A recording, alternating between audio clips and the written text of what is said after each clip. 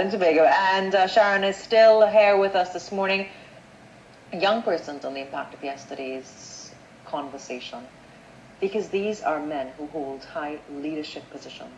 They are the creme de la creme of our society. They are the most powerful religious bodies in our society. They are men that we look to, many, to reset their moral compass. Are we now labeling young, confused children as immoral? I will say, the descriptor that you used to describe those men are critical. So I wondered this morning as they got up and they processed yesterday's experience and some of the things that they said, and they looked at themselves in the mirror. And is it that it is to try to win this battle at any cost, at the cost of young people, at the cost of other more important social issues that are impacting our nation today? Is it that for your moral compass to say that that we're steering this ship in this particular direction, we don't care about the casualties, we don't care about the young person who is, and as most young people go through some sort of confusion, not only around sexual orientation, around a host of issues, body issues, how they look issues, and to even say, and we know, when you look at the statistics and you talk to families, the rates of suicide, successful and not successful suicidal attempts, because you're telling people who they are and what they feel is bad. And then you use God and you use religion to reinforce that. That's really sad. And that's really scary. And what I want to say to Rational Trinidad and Tobago, don't let it happen. We have to protect our young people at whatever cost. As I tag along to the question about the pastor who spoke about her experiences, there are those who believe that the LGBTQI lifestyle is simply vice. Yeah, and that word is just like bizarre to me, So when you look at me this morning, do you see a picture of a vicey woman? A vicey woman, Am I being reduced to sexual acts? And that's what I tell people all the time. When you talk about a heterosexual person, you look at the whole person in terms of their career, their dreams, their goals, their aspirations, and their sex life is a small component. When we have discussions around sexual orientation, all that people seem to think about is intimate relationships.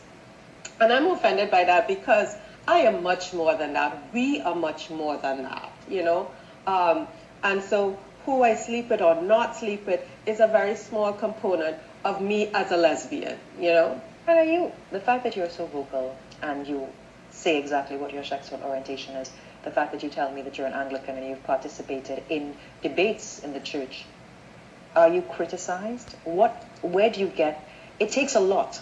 Because you are dealing with a topic that not many people understand and are willing to confront. And I think it's important. I think that's part of what drives me.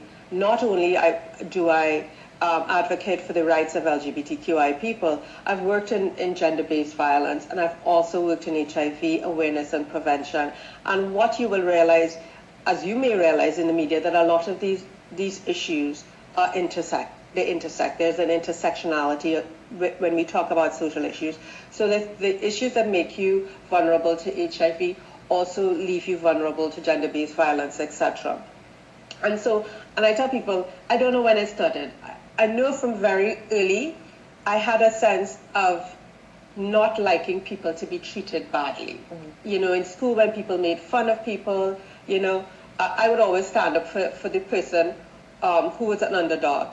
And as I've journeyed through this life, in all of my experiences, I tell people living and working in the United States as a black female, people say, no, you speak English very well, and people trying to put me in a box.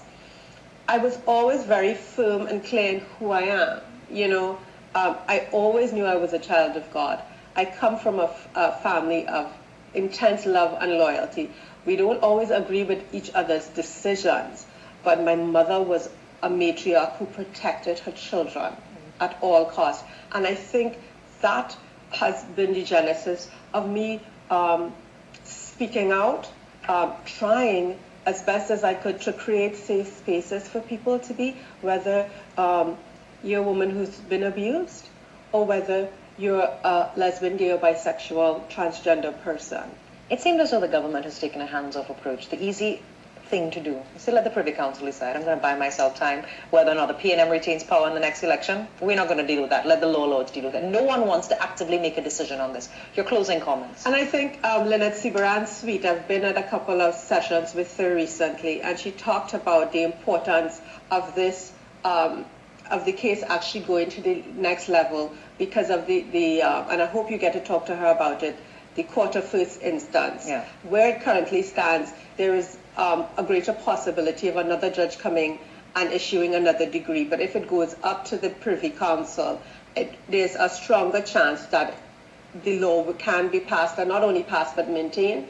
And I understand the ticklish situation the government is in, trying to be all things for all people. But I will say to you, sometimes doing the right thing is not always easy, but it's important to do the right thing when it comes to the rights and the freedoms and the safety of our human beings. And step up to the plate. Some of us have, and we will continue to do so.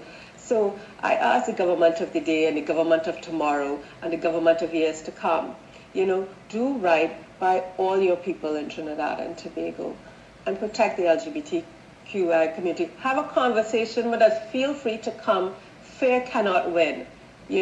Have a conversation with us. We're open to dialoguing. We're open What to do the church leaders eyes. tell you when you have discussions and you identify yourself as a lesbian? All sorts of interesting. I have a lot of people praying for me, which is always good. I love being prayed for. And I will tell you, some of my more favorite people belong to our religious people. Father Harvey, love him. There's a young priest in Diego Martin called Ashton Gomez, an Anglican priest, Reverend Shelley Ann from the cathedral. I mean, there's so many positive. I'd say the priests and pastors that are in the trenches dealing with people on a day-to-day basis, they are the ones that understand the situations and that are more likely to be empathetic. As usual, leaders could sit on this level and talk down to people, but it's the people in the field who are dealing with the real issues. So I am really positive, and I hope the dialogue will continue because change is coming to Trinidad and Tobago. The winds of change are sweeping the world, and it's about time that we stop living in fear, because fear never wins. No matter what your position is on this topic, it's a conversation, and it's a human rights issue. This is not an issue about the LGBTQI community.